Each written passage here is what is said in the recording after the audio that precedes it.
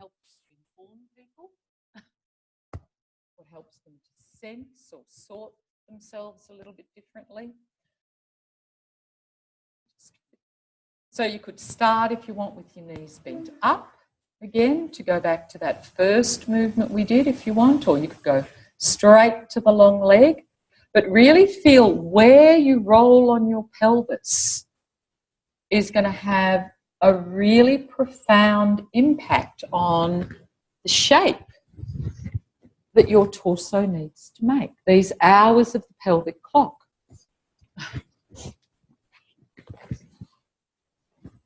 It's going to have a really profound influence all the way through.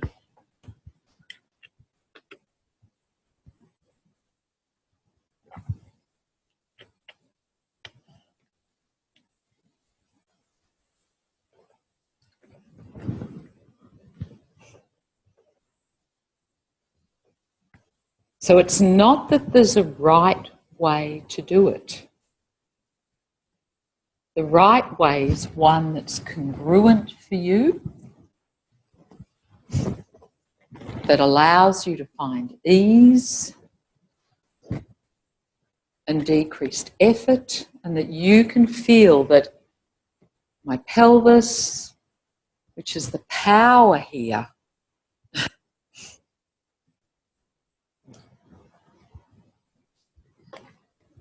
that in this constrained position of our arms, we can still find, if you like, all these hours of your pelvic clock. It's really another pelvic clock, just in another orientation. So when the upper part of the pelvis, this is the shoulder. Yeah, because you're going toward the upper part of your pelvis. Yeah, the head wants to come down. Yeah. Does that make sense? Yeah. It just depends where you're going to on your pelvis. Yeah. How that's going to go through you. And if this is the one thing you can take out of this, how does where I'm going to on my pelvis have this absolute impact on how the movement's going to go through the rest of me?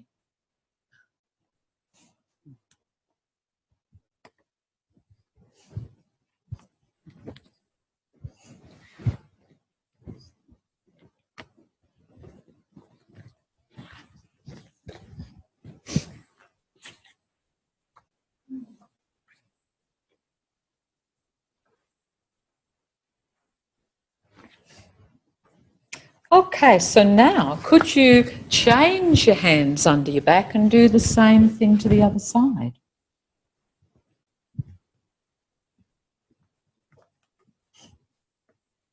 And again, feel this is a different, just because we've changed which hand's on top, it's going to influence. You've got to adapt to this lump, really, under your back.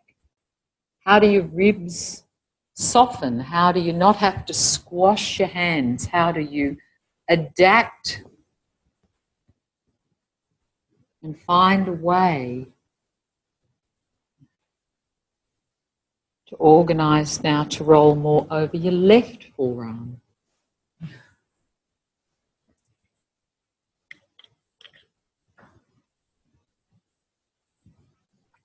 And just really feel, where's your pelvis going? And is that influenced by if your left leg is long or if it's bent out to the side?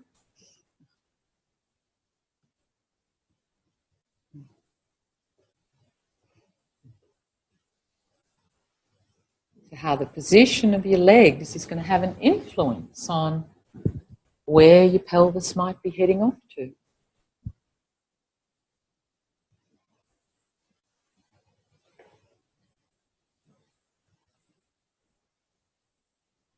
And then when you're ready, taking now your long right leg toward the ceiling.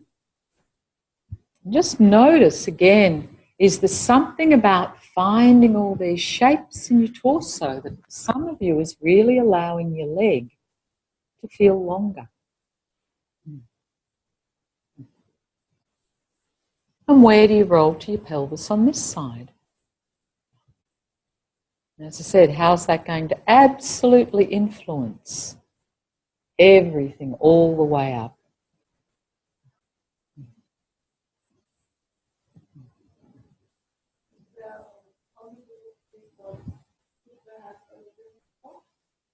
In what way? Then just put them down low where you can by your sides. No? The thing you'd be looking for, Karen, is that they don't get any more up off the ground as you're doing it, that they can just stay soft and long.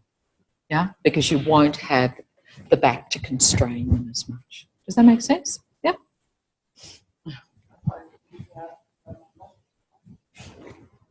And the thing is, once you find it easier, try your hands in different positions. You know, this is a great movement to sort of, if you like, find how more and more parts of your back can learn to soften and adapt to the ground, which ribs generally don't soften or allow a change. And just notice, do you have a different preference when you go to the left? Does your pelvis want to go in a different direction?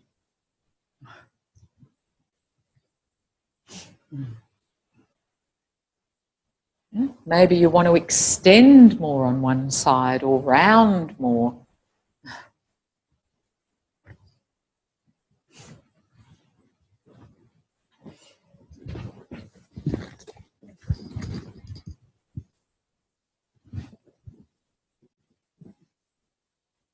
And if it's getting really easy to hold your hand underneath for some of you, feel free to reach through further with your hand so you can more hold your forearm. But really keep it soft in your shoulders. Only go a little bit further under if you know your shoulders are soft.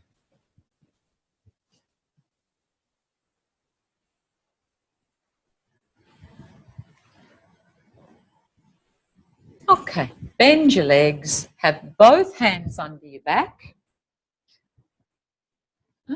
And here you can have one, you can play around. You can lie them that way if you like, so one's above or below. This is playtime now.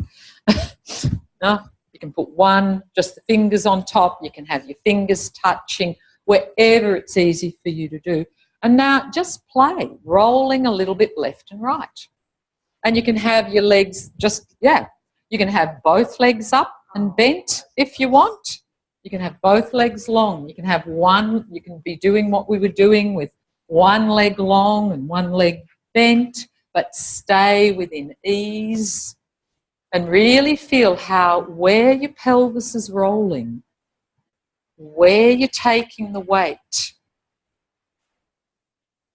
And that as your pelvis changes where it is on its clock, can you feel it's beautiful? That your torso has to change its shape, no? So if your legs are going down more than up,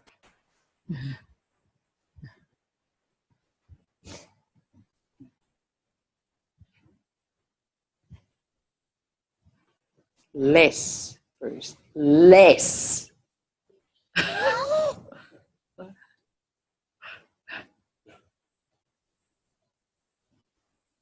And back.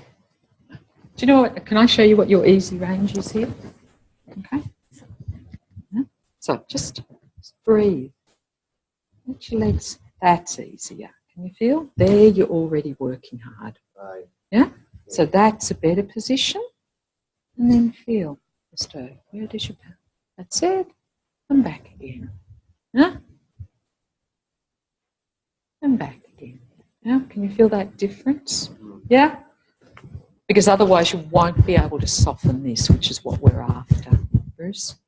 And that's what we're after, this, letting this get a little bit more reorganised. So to do that, you have to reduce the effort.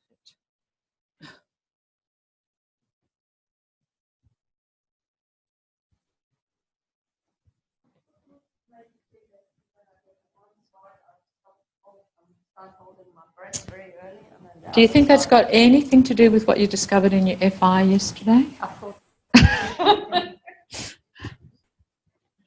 Okay. So have a rest, arms and legs long. Let's see, what's this lesson done to you so far?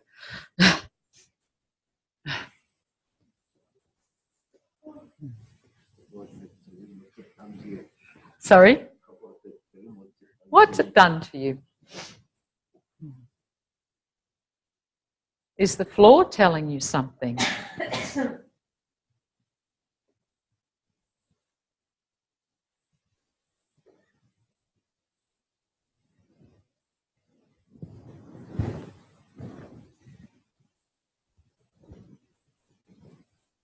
Okay, so we're going to do one last movement to bend your knees, feet standing. And again, simply notice where your feet are now. After doing all of that with long levers and finding softness in your torso, are your feet in a different position relative to your knees for some of you? Is it easier for some of you to get your feet a little bit closer to your pelvis and your legs a little bit more vertical?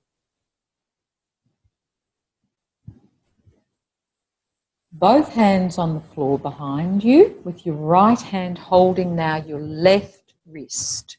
Your right hand holding around your left wrist. So they're both on the floor under you, somewhere that it's comfortable for you.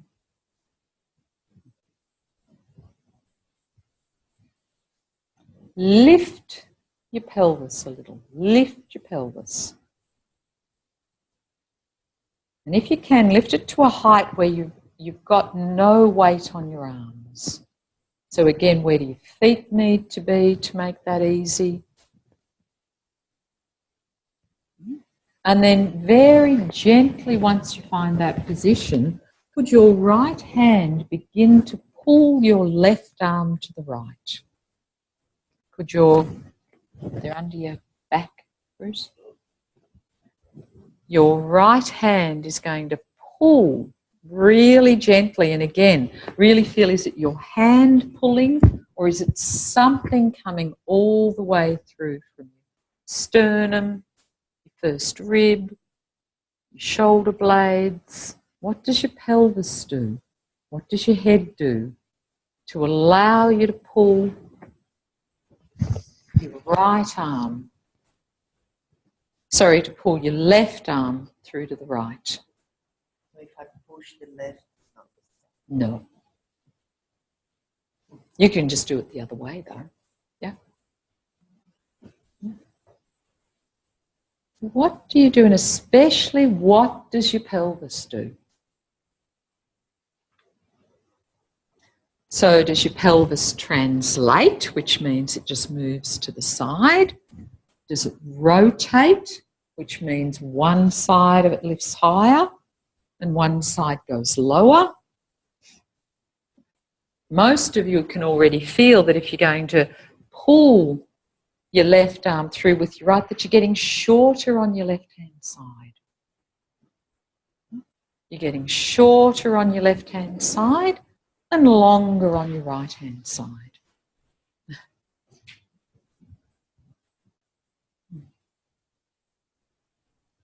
If you found a way for this to be really easy, would you find a way to be able to lift one foot a little bit away from the ground? Which one would it be? And really lightly, that you know you're not holding your breath. How? Because you can only free one leg if you can transfer the weight somewhere else. So which leg might be easier for you to lift? And so you're really searching for this. Oh, it's just ready to go. It's just, I don't have to do anything. I've lightened it. And what does your pelvis need to do that?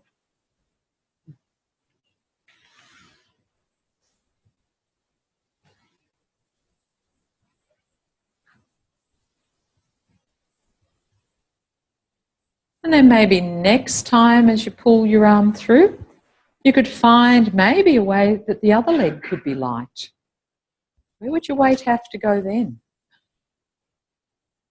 Would you have to make a different, even though you're shortening still on the left-hand side, could you find a way that your weight could go more to the other foot as you lift your leg? So just play, feel your way.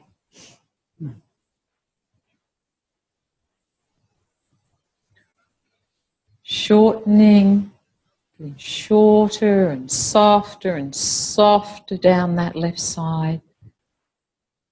And if the left side's getting shorter and the left shoulder blade's pulling down, where's your right shoulder blade going?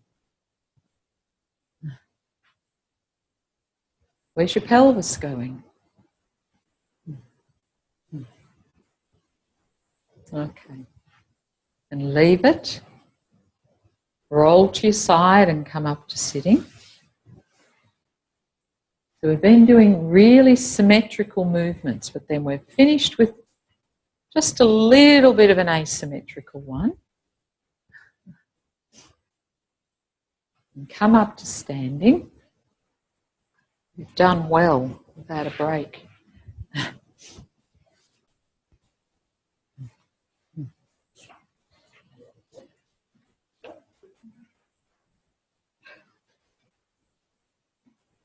And if you put your hands again in that same configuration behind, so can you remember which hand was pulling which one? Yep, right hand was pulling the left. And if you did that in standing, if your right hand was pulling your left, how could you let yourself follow that? And which leg would maybe most easily get ready to lift away from the ground, to take a step?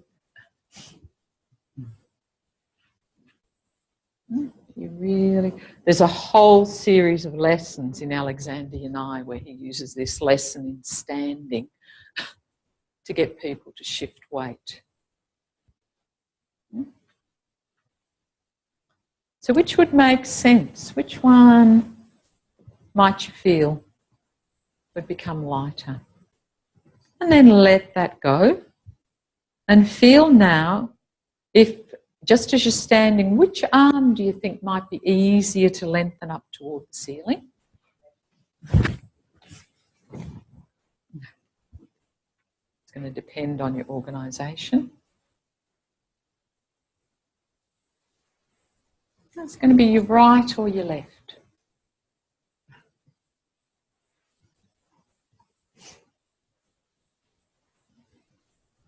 And is the one that lets not only your arm lengthen, but your leg lengthen as well.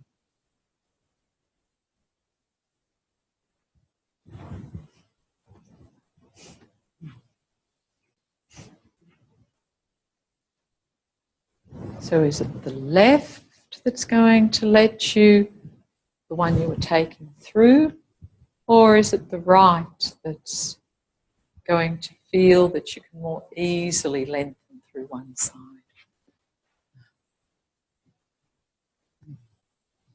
Okay, have a walk, see what that's done to you walking, and we'll take a break.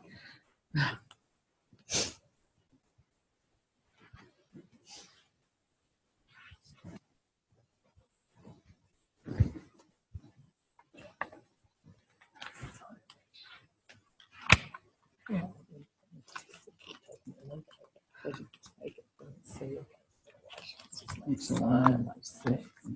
but you can see how it